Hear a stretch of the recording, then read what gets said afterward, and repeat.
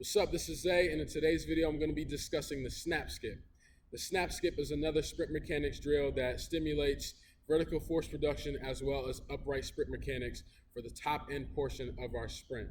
In previous videos, I've discussed how certain drills like the high knee march, high knee skip, A skip, and snap skip all help build and re-emphasize the postural integrity we want for top end speed.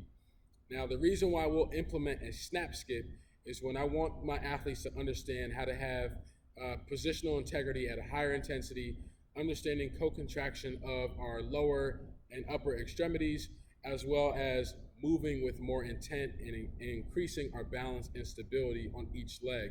I'll begin to incorporate this drill. Now, it's a little bit different than an A skip because in A skip, we have 2 feet on the ground at the end of each stride. Whereas a snap skip, only 1 foot is in contact with the ground every single time. So here's how it looks.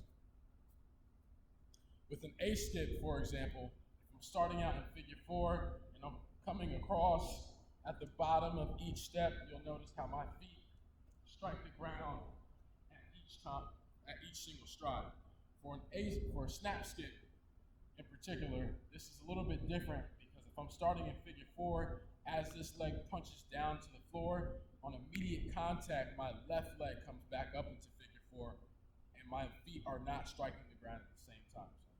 So punching down, I'm switching, punch, switch, punch, and switch. As I just mentioned, this drill will be a more intense drill to promote positional integrity for that top end portion of our sprint. This also helps athletes understand how to balance on 1 foot with higher intensity. So if I'm switching here, we want to make sure we're not seeing a shoulder dump or our torso leaning or rocking to one side, or athletes having to do a whole lot of motion to catch their balance.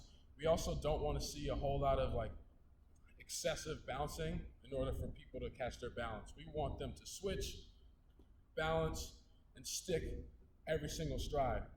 When we first begin to implement this drill, have your athletes do this stationary, just to understand the aggressive and quick and efficient arm motion that needs to occur along with our leg exchanges. So your legs will be exchanging like engine pistons, and your arms should be moving in conjunction with them.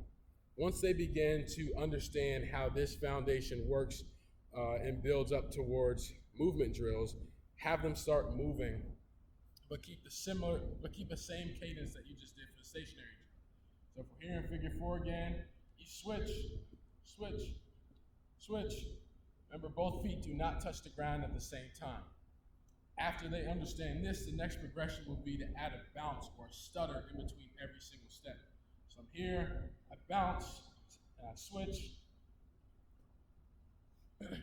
To progress this even further, you could have them bounce even longer or switch only on command, whether that be a whistle or a clap, or you just saying the word switch.